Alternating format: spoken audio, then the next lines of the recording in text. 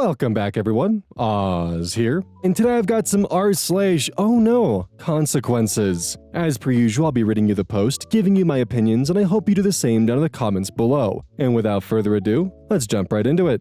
Wait. Before we start,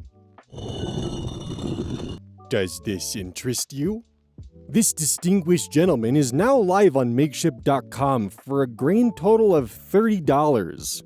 Link in the description below. Make sure you snag one before the time expires because it's not coming back. Buy the possums, buy the possums, buy the possums, buy the possums, buy the possums, buy the possums, buy the possums, buy the possums. Now to your regularly scheduled program. Cross-posted from r/Am I the asshole? Am I the asshole for telling my niece her mother tried to give her away as a baby? I, 28 male, got into a huge argument with my sister, 31 female, last week.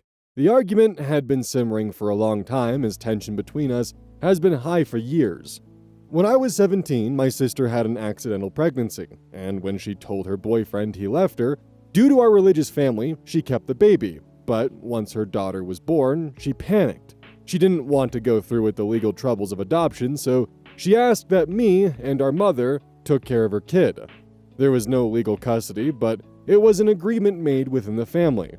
I essentially raised my niece from birth until she was 3, with help from my mother as she was working to support the new addition to the family. I dropped out of school and took care of her, fed her, changed her, and taught her how to walk while my mom was away at work. Then, my sister met her now husband, cleaned up her life, and suddenly wanted her kid back. No warning.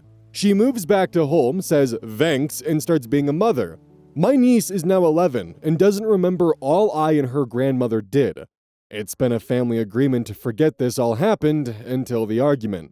My sister made a petty comment during a fight where she implied since I lost my job recently, I can't handle responsibility. I snapped and told her she was lucky her daughter was too young to remember how she abandoned her. My niece overheard this and now wants to know what I meant. I outright said that her mother didn't think she could raise her, and left her with me and grandma. Now my sister says I traumatized her daughter, and my mom says I should have kept the secret like we agreed. I think this secret couldn't stay kept forever, so am I the asshole? Edit. Hello, I'm here to give more context and answer a bunch of the most common questions. When the argument happened, I had put my niece to bed hours ago. We were at my mother's house, and so no one knew she was going to come in. Secondly, after my niece was born, my sister moved states to get a job. Also, she was 20 and I was 17. And finally, in the aftermath, I said that we can't go back now since my niece already overheard us all talking. So as a group, with her stepfather, we should get together and explain it better. But since the event, a week ago, my sister has been saying that we should blow over it and that my niece will forget if we don't bring it up again.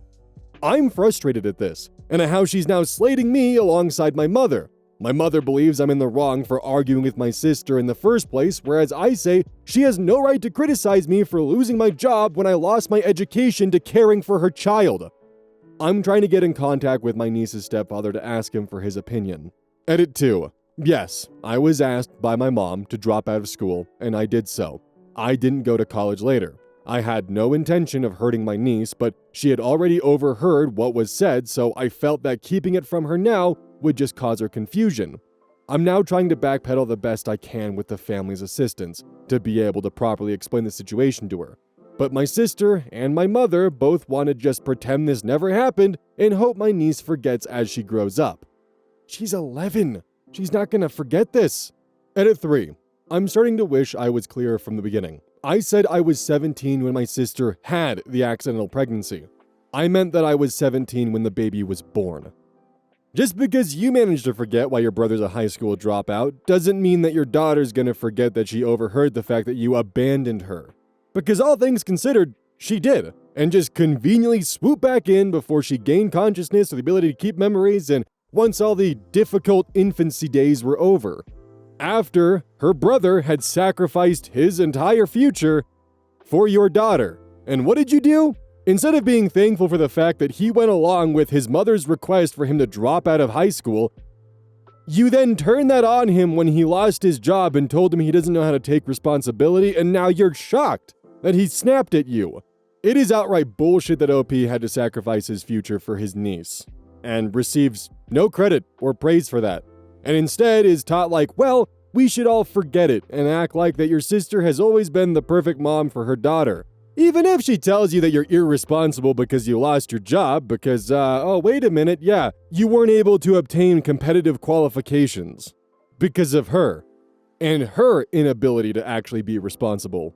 I think it's far more likely that her daughter is going to forget to keep in contact with her mother once she leaves the home. This one was cross-posted from Best Of, collected by Choice Evidence 1983, and their tagline is, "It dawned on me that he was a wizard." The original OP is Sweet Syrup 9739, posted to r/Am I the Asshole, September 5th, 2024. Am I the asshole for becoming indifferent towards my wife after discovering her affair? My 30 male wife, 34 female, and I have been together for 8 years, 5 of them married. I thought we were the kind of couple that could tell each other any problem. I loved her deeply and always believed she felt the same way about me. Like many couples, we had our ups and downs, but I never thought it could lead to infidelity.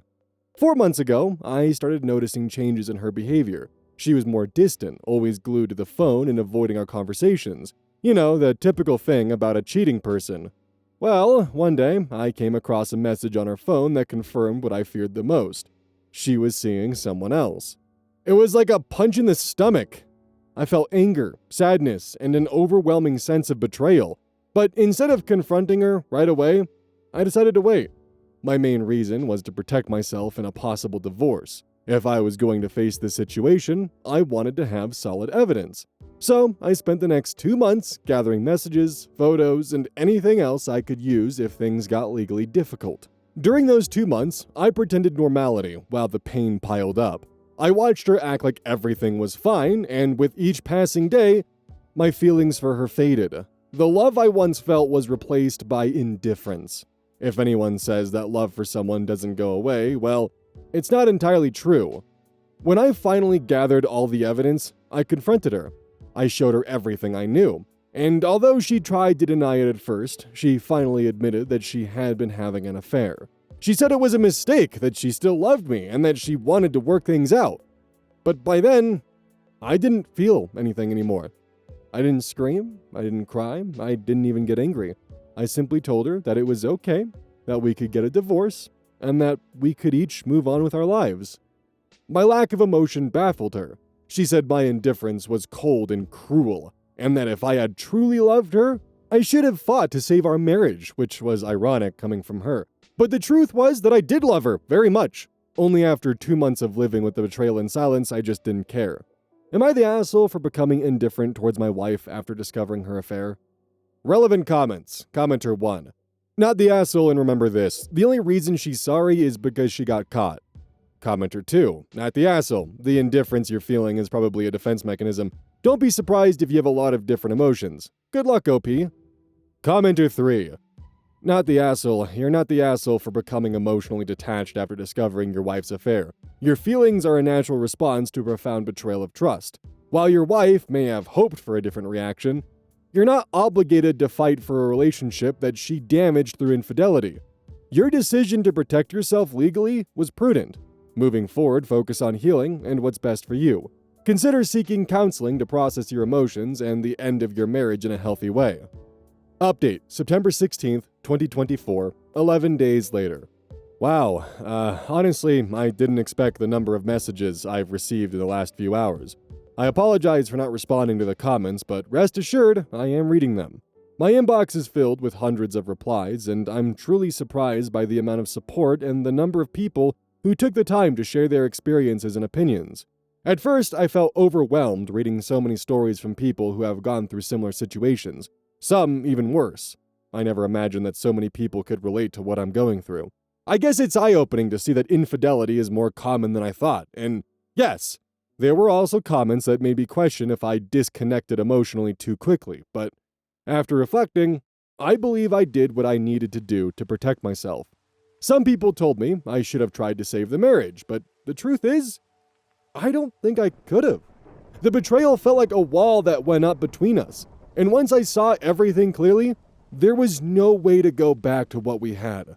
It's not that I don't want to love or be loved, it's just that the chapter with her is over for me. Does that make me cruel? I don't know, but it's my truth. One of the most impactful things was seeing how many people are stuck in relationships where trust has been broken and they don't know how to move forward. To everyone who asked how I'm doing it, I don't have a definitive answer. For me, it was a slow process, day by day, watching the love fade until it was just gone. There were also some messages from people in my wife's position, those who had made mistakes but genuinely wanted to make things right. It made me think, what would have happened if I had confronted her before my feelings faded? Maybe things would have turned out differently, but honestly, I don't think so. Once trust is broken like that, it's nearly impossible to go back to what it was.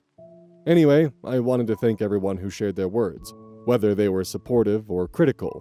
You've given me a lot to think about, and I'm grateful for that. I'm processing all of this little by little, but if there's one thing I'm sure of, it's that for the first time in months, I feel like I can breathe and look forward without the weight of what happened. Thanks again. Relevant comments. Does OP have any children with his wife? OP responds, I don't have children, but we plan to have them in the future. Update 2. October 29th, 1.5 months later. Mini update. Hi everyone, for those of you who don't know, I'm the guy whose wife cheated on him with someone else and he became indifferent. I'm doing this mini update because many of you asked me to give one, but I'm lazy today, so don't expect a long one. Well, for starters, the divorce is in progress. The notice was delivered to her at one of her friends' houses, since the house we live in is mine, from my mother's side. Moving on to the divorce, she didn't take it well and called me to tell me that she would contest it, that we weren't getting a divorce. I didn't say anything. I just hung up because it bothered me to hear her voice at that moment. I read the comments that say indifference is a way to protect yourself from strong emotions, and they were right. After a couple of days, I started thinking about the time invested in my marriage, and I got really angry. For her, 8 years of relationship was nothing to open her legs to another jerk. For those curious, her lover is someone older, maybe 40 or 47, and he has a wife and kid. I don't care if the idiot has a heart attack or something. My soon-to-be ex and that guy are just trash that came out of the same landfill. Sorry, I was getting angry as I was writing, so I took time to calm down. Back to my soon-to-be ex. I really don't care if she decides to contest the divorce. She's just making things harder for herself since all of our assets are separate, including the house where I live. For the moment, that's all I can share with you.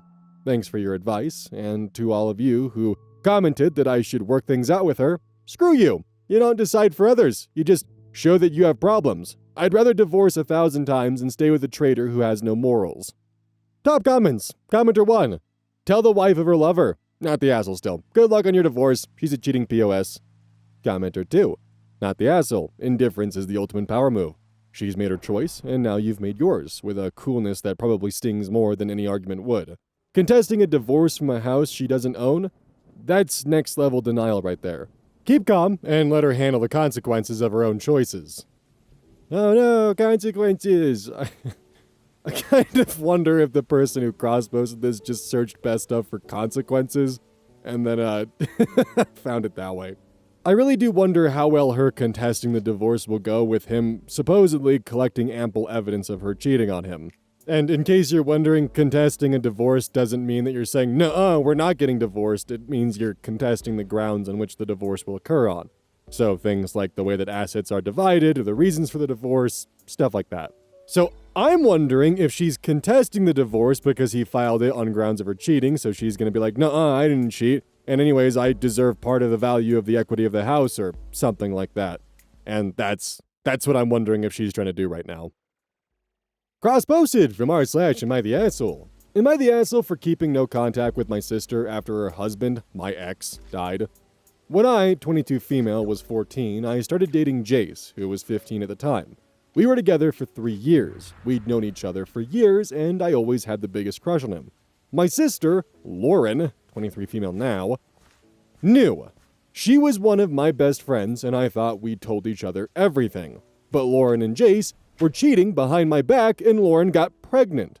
I didn't know at first, but was the first person she told, and I supported her.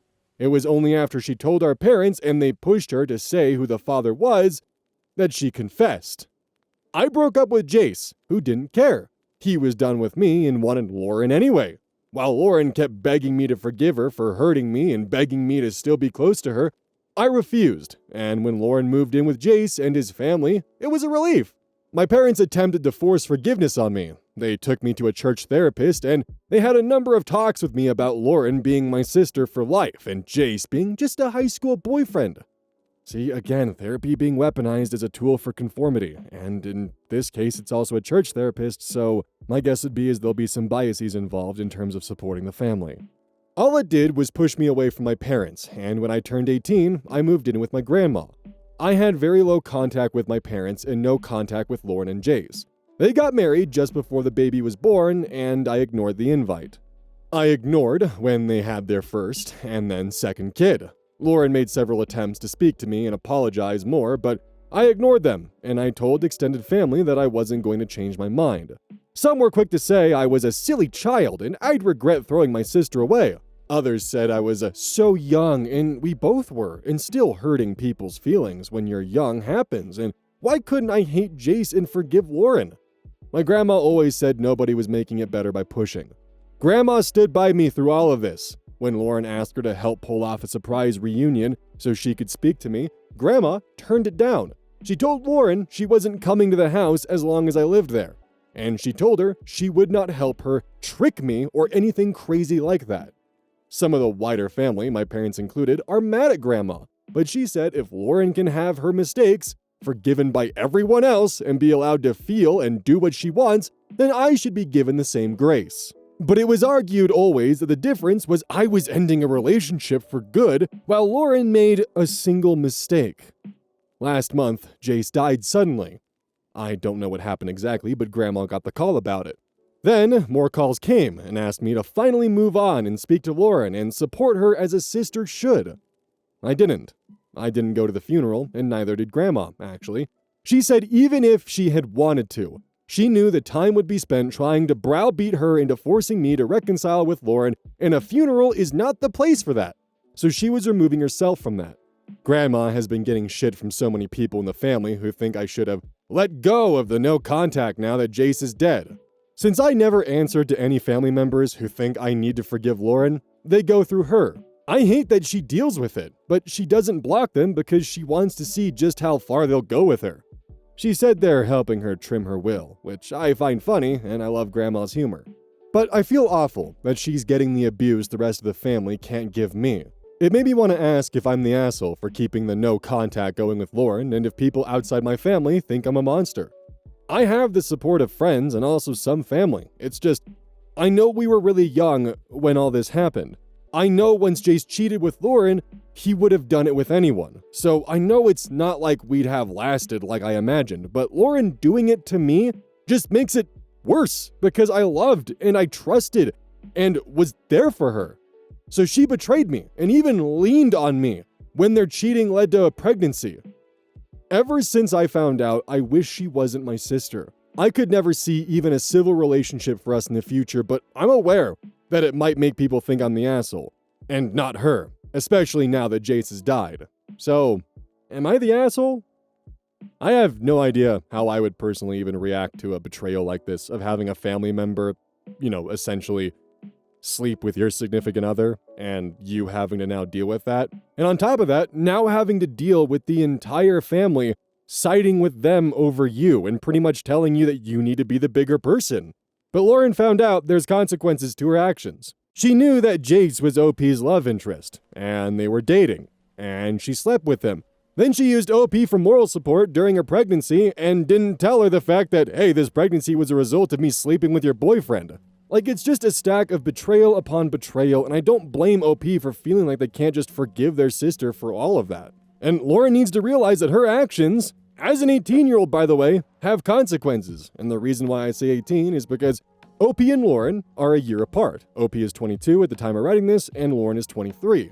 OP and Jace started dating when OP was 14 and Jace was 15. They were together for 3 years, which means that Jace would have been 18, OP would have been 17, and Lauren would have been 18 as well. Like, at 18, you should 100% know better than to sleep with your sister's boyfriend. Come on. Cross-posted from r/am I the asshole? Am I the asshole for not waking up a tourist who overslept and missed the day trip she paid for? Hi guys, I'm 21 female, a Bulgarian tour guide who accompanies groups to Sicily. On a recent trip, one woman who was traveling alone, mid-30s, was consistently oversleeping. The first day after we arrived, we had a day trip to Etna and Taormina, for which we depart at 8 a.m., as we do all other day tours. I make sure that all tourists are informed of the departure times on the bus the day before, and they also have my number to call in case they forget, so I can remind them. They also all have printed out pamphlets with the schedule made by the travel agency that I hand out that has the time for departure on it. All of the group was on time, except one woman. She was late by 10 minutes, which, okay, maybe she got caught up in something and was late. I excused it, then mentioned the whole bus in the mic that I do not tolerate lateness beyond 15 minutes, at most, in case of emergency, like a forgotten possession, and that I must always be called and informed in case someone is running late. Trip went okay otherwise. The next day, this same tourist was late again, by 25 minutes, almost an entire half hour. I called her twice to no answer, and we were just about to leave without her when she came out running and got on the bus. She got lucky, as the receptionist of the hotel asked me about a missing piece of info on the rooming list and earned her some time. I reminded everyone again that I will not be waiting anymore for late tourists in the morning, and waking up on time is their responsibility. When we came back that evening, she asked me if I could make sure to wake her up on time. I reminded her, a third time, that I am not responsible for waking people up. Everyone gets a printed itinerary with departure times, and I announced everything the day before. She kept saying, No, just knock on my door if I'm not out by 8:15. And I kept repeating, I really can't do that for everyone. Please set an alarm. Well, on the day we were visiting Syracuse, she didn't show up. I waited 15 minutes after the supposed departure time, called her twice to no response, then left with the bus and the rest of the group. She called me in a panic about an hour later asking where we were. I explained the situation calmly. She got angry and said that I had one job and that I cheated her out of the money she paid to go on that day trip. She missed the whole day trip and was furious the next day. Later, she told the rest of the group that I abandoned her and also called my agency, leaving a bad review about me. Am I the asshole for not personally waking up a grown woman despite warning her multiple times I wouldn't? Edit. I talked to my manager today. I was nervous at first because I was already tired of this whole shenanigan and didn't want to spend ages defending myself, so I went to him first and explained the situation before he approached me. He told me, word for word, Hun, I deleted that BS from my email as soon as I read it. LOL, an icon. They'll remove the bad review. So not only are you ruining the trip for yourself by not setting a fucking alarm and waking up for it, seriously, it's not that hard. Even for a chronic oversleeper like me. Gotta be up at 8 a.m.? Set an alarm for 6:30. That way you can hit the snooze button a couple times, be up at 7:30, get yourself ready for the day, and be out the door by 7:55 and get there by 8. Yes, you are cutting the wire every single time, but I did that for 4 years of high school. School started at 7:55. I woke up at 7:30, showered, ran to school, and made it there on time 98% of the time. And the times that I was late, did I ever learn my lesson? No, unfortunately. I never did. I kept just pushing the wire. It literally once reached a point where I was leaving the shower with wet hair and walking to school in 20-degree weather and ended up with frozen hair in the first period of the day. So, as someone who behaves like a goblin and who constantly oversleeps, it's ridiculous to even put that kind of blame on the travel agency when they laid things out clearly and you overslept as often as you did. Seriously, just set a barrage of alarms. Also, I later found out the reason why I'm an oversleeper is because I'm a chronic night owl, and the moment that I became an adult, I just started existing at night. But all that's despite the point. Point being, there is no excuse for her not to be up at 8 a.m. Seriously. And on the final time, it wasn't even the fact that she was up 10 minutes late or 15 minutes late or even 30 minutes late. It was a full hour and a half. You've got no one to blame but yourself. Also, by doing this, you're not just ruining your own vacation, you're ruining everyone else who is now forced to delay their entire day trip because you're waking up late. Seriously, you paid for this trip, you gotta be up by 8 a.m., just be up by 8 a.m. And also, telling the tour guide you didn't do your one job is a huge fucking slap in the face. Their one job is being the tour guide, not your babysitter. Cross posted from r/stories about Kevin. The lights are no longer left on for Mr. and Mrs. Kevin. It was not the sort of motel chain that brings to mind images of chocolates placed on pillows or romantic evenings in the hot tub.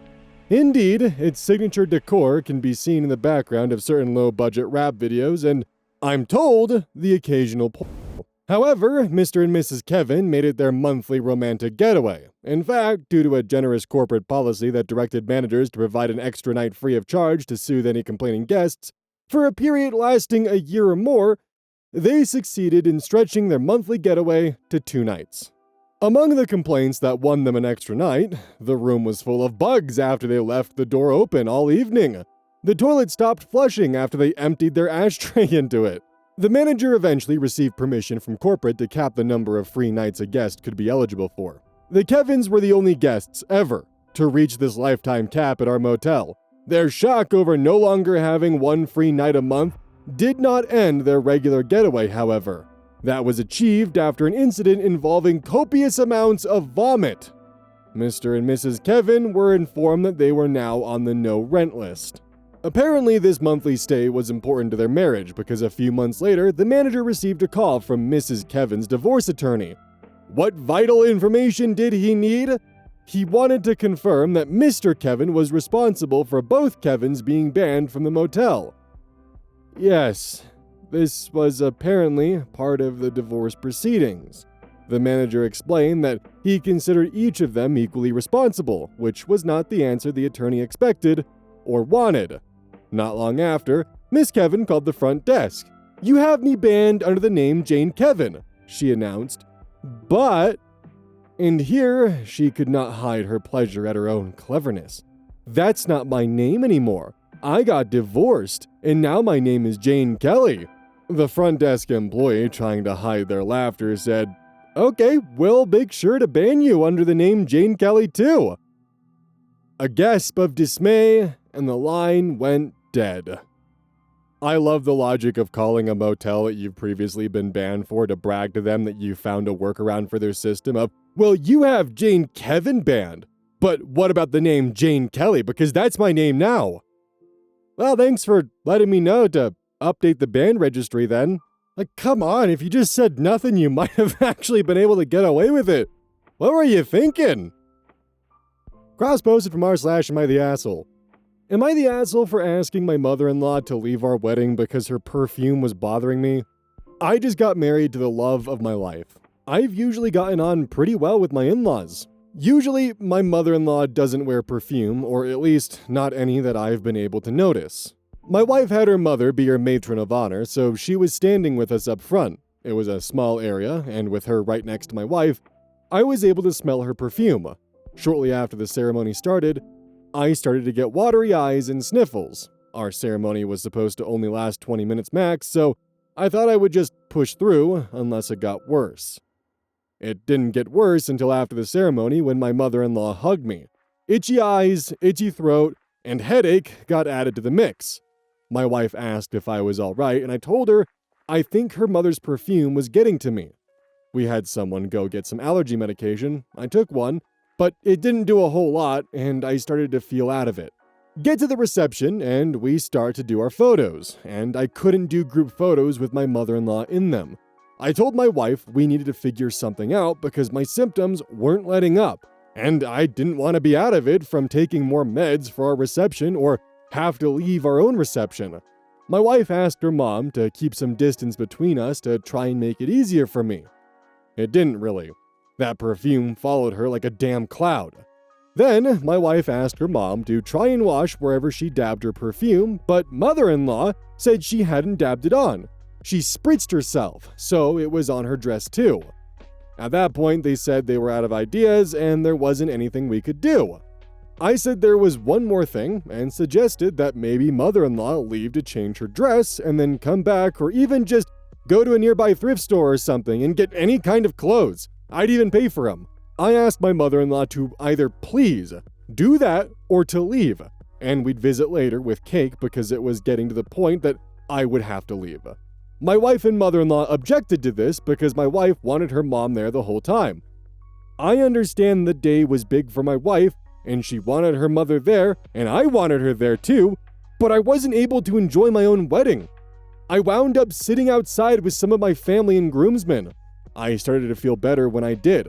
My wife came out and asked if I'd be going back inside then. I told her no, so long as her mom was still there and hadn't changed. The night ended with my wife spending our wedding night at our parents' house. Am I the asshole for asking my mother-in-law to leave? Edit to add, yes, my wife is aware of this. I had a similar reaction to a perfume she bought before. This was only the third time I've had a reaction that bad to perfumes. The closest thing we have to an update is this comment exchange here. User dumbass stupid baby comments. I so want an update on this. TXA 1265 comments and responds, same, closest we got was this 2 days later comment. It's 2 days after. She came home last night after doing some work from home at her parents'. We were supposed to go on a honeymoon next week, but she's still mad about asking her mom to both change and to leave, and that she felt embarrassed by my sitting outside and her family asking why. My friends and family aren't saying much. They asked me why I was sitting outside, and generally just tried to keep me company as much as they could out there. Which honestly makes it sound even worse. He was obviously just a prop at his own wedding. I know it's hard to be objective about your own life in the moment, but I hope he saw the red flags and got an annulment. Honestly, that commenter put it perfectly. The husband was a prop at his own wedding. She was more upset that he was sitting on the curb because he couldn't be inside because of an allergic reaction to a perfume than, the fact that he was miserable at his own wedding. Unfortunately, the only consequences the bride is facing is that she's embarrassed by the fact that the husband had to sit on the fucking curb because her mom was wearing a perfume that was causing an allergic reaction and the allergy meds weren't doing shit. And they refused to do anything to actually accommodate the fact that the groom at the wedding was having an allergic reaction. If I was at, let's say in a hypothetical future, my son or daughter's wedding, and I found out that my future in-law was having an allergic reaction, I would literally show up in Crocs and sweatpants and a t-shirt if it meant that they would be comfortable. I would embarrass myself to make sure that they would be comfortable. Besides, while it'd be frustrating in the moment, it'd make for a funny story of, oh yeah, dad was an idiot, wore a cologne that people were allergic to, so now he's in the Crocs of shame. That's a lot better because I'm the point of contention and not the fact of, yeah, I decided not to do shit and blame the groom or bride of the wedding and make them sit outside while I continue to gallivant around their wedding while they had to be miserable. On a side note, I actually do not like wearing Crocs, not for the obvious reason of the fact they're Crocs, which they're fine shoes. It's because those little Croc charms. If you're eating something or squeamish, you might want to press the arrow key a couple times until the next story so that you don't hear this. But those little Croc charms, I don't know what they're called. When I was 7 years old, I had a bunch of SpongeBob ones. And my toenail was just a bit too long, and because those little Croc things, they're pegs that peg in so they stick out from the bottom, my toenail caught the peg insert and ripped it right off. So yeah, I don't like Crocs for that reason because I can't even get close to them with my toes curling up in defense. Even though it's been almost at this point in time 2 decades. Don't forget, today we're launching the 3 opossums in a trench coat blush. Coming live and yeah. But you should definitely buy this blush. It is totally not 3 opossums in a trench coat. Totally not. You should definitely allow this completely non-conspicuous, oddly shaped, distinguished gentleman into your home, who will certainly not lay claim to your pantry. This is in fact 3 opossums in a trench coat who will in fact lay complete desolation to your fridge, pantry, and potentially garbage. On sale now!